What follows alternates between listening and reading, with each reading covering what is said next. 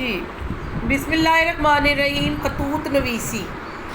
جی آپ میں سے کوئی ایکسپلین کرے گا کہ what is the definition of خط؟ نہیں بتا سکتے ہو. جی خط کو عادی ملاقات کہتے ہیں. خطوط نگاری کے ذریعے ہم اپنے رشتہ داروں، دوست، احباب کے حالات سے آگاہ ہو جاتے ہیں. خط ایک ایسی ملاقات ہے جس میں آپ اپنے جذبات و احساسات کو لفظوں کے موتیوں میں پروتے ہوئے صفحہ کرتاس پر بکھیر دیتے ہیں.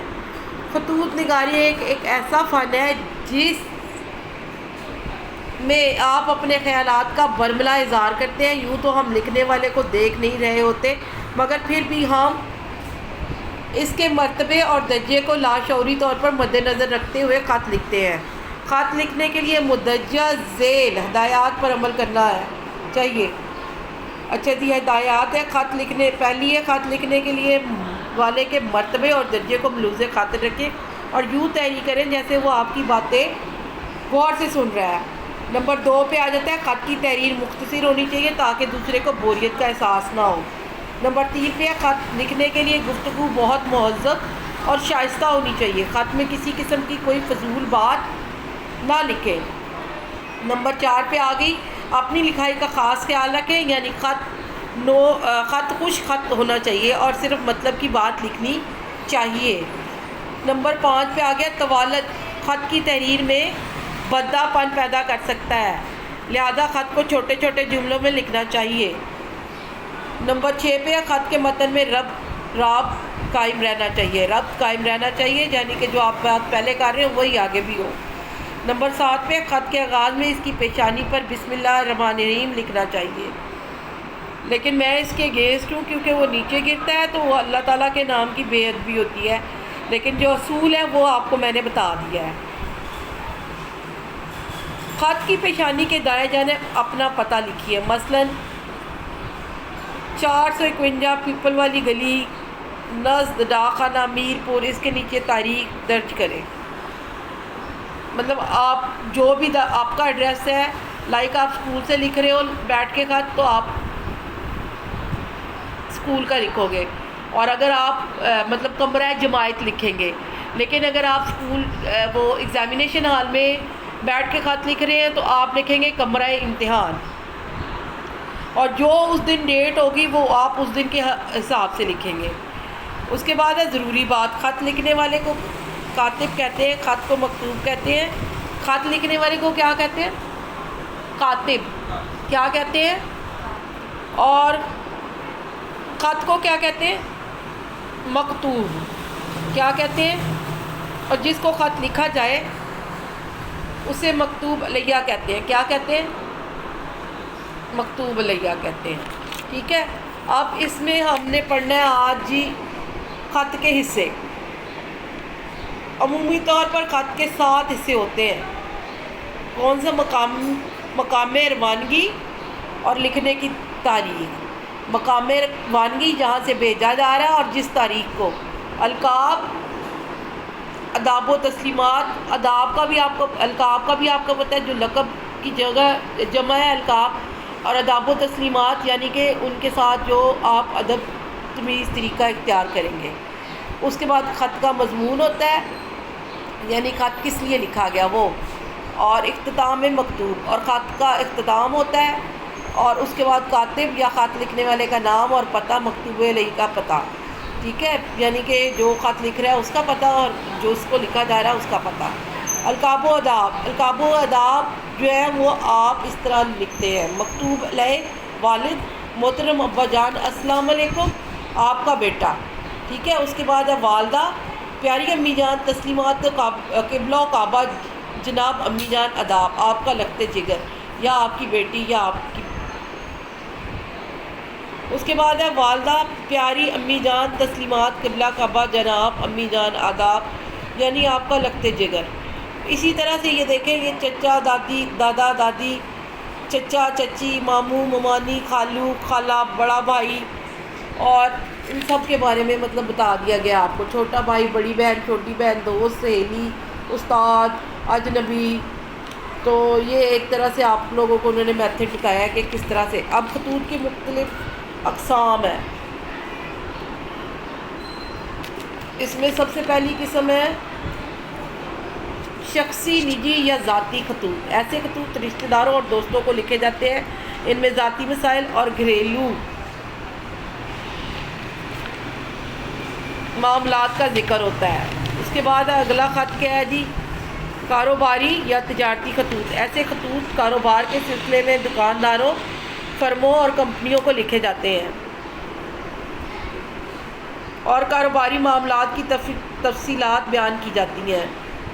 اس کے بعد ہے جی سرکاری یا دفتری خطوط۔ ایسے خطوط ایک محکمہ دوسرے محکمے کو تحریر کرتا ہے یا سرکاری ملازمین کسی دفتری معاملے کے سلسلے میں تحریر کرتے ہیں۔ اس کے بعد اگلے خطوط ہیں جی عمومی خطوط۔ ایسے خطوط اخبارات میں ایڈیٹر کے نام کے تحت لکھے جاتے ہیں جن میں کسی معاشرتی یا ملکی مسئلے پر اظہار خیال کیا جاتا ہے۔ اس کے بعد اگلے خطوط ہیں جی رسمی خطوط۔ ایسے خطوط شادی بیاہ یا علمی و ادبی تقریبات میں شرکت کے لیے لکھے جاتے ہیں۔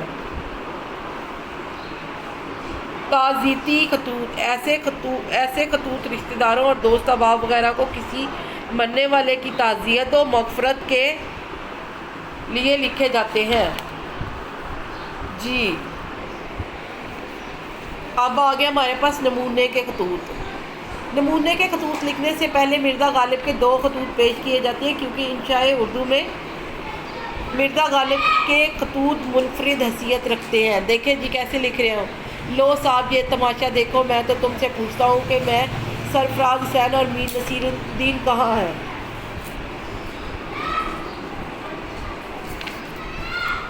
حالانکہ میر نصیر الدین شہر میں ہے اور مجھ سے نہیں ملتے۔ میر سرفراز حسین آئے اور میرے ہاں نہیں اترے۔ لا حول ولا قوت، اترنا کیسا؟ ملنے کو بھی نہیں آئے۔ افسوس ہے جن کو میں اپنا سمجھتا ہوں وہ مجھ کو بیگانہ جانتے ہیں۔ اپنے یہ پوچھو کہ نصیر الدین کا دلی میں ہونا اور مجتہد الاثر کا یہاں آنا تو نے کیوں کر جانا؟ بھائی آج جمعے کا دن ہے، 28 جمادی ثانی کی اور 11 جنوری کی صبح کے وقت منہ اندھیرے اسی وقت میری آنکھ کھلی تھی، لحاف میں لپٹا ہوا پڑا تھا کہ ناگہاں میر نصیر الدین صاحب تشریف لائے اور فرمایا کہ اب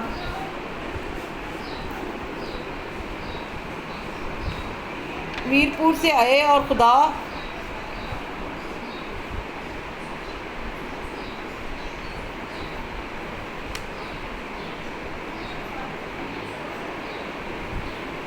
جانے کہاں اترے اور اب کہاں جاتے ہیں۔ مجھے غیر سمجھایا، مرا ہوا سمجھا، میرے ہاں نہ آئے اور مجھ سے نہ ملے، اپنی سسرال میں رہے اور میکے کو چھوڑا۔ واللہ میرا جی ان کے دیکھنے کو بہت چاہتا تھا۔ اب اٹھا ہوں، سردی رفع ہو لے، دھوپ نکل آئے، آغا جان کے ہاں آدمی بھیجتا ہوں۔ میں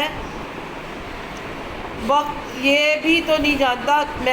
یہ بھی تو نہیں جانتا کہ آغا جان کہاں رہتے ہیں۔ اب میرا احمد علی کی بی بی پاس جش خان کے پھٹک بھیجوں گا۔ جب آغا جان کے گھر کا پتہ معلوم ہو جائے گا اور آدمی دیکھ آئے گا اور یہ بھی معلوم کرائے گا کہ یہاں آنے کا منشا اور اس کا حال لکھو۔ تصویر حسن صاحب ہے تو میں سوار ہو کر جاؤں گا اور ان سے ملوں گا۔ تم اس خط کا جواب جلد لکھو اور اپنے چچا کے یہاں آنے کا منشا اور اس کا حال لکھو۔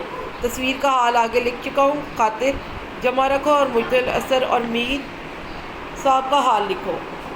اب یہ دیکھیں صبح جمعہ 11 جنوری اور 1821 اور نجات کا طالب غالب، یہ اس طرح سے یہ ایک ان کا خط ہے۔ یہ صرف آپ لوگوں کو، یہ دوسرا بھی آپ پڑھ لیں اور آگے اپنے جو آپ لوگوں نے خود یاد کرنے ہیں خط وہ دیکھیں۔ سب سے پہلے والد صاحب کے نام خط ہے۔ امتحان میں کامیابی کی اطلاع دینے کے لیے کمرہ امتحان اپریل 2010 ہے۔ محترم ابا جان، آپ نے یہاں پہ آج کی ڈیٹ لکھنی ہے۔ آپ کو یہ جان کر دلی مسرت ہوگی کہ میں نے جماعت اشتم کے امتحان میں ضلع بھر میں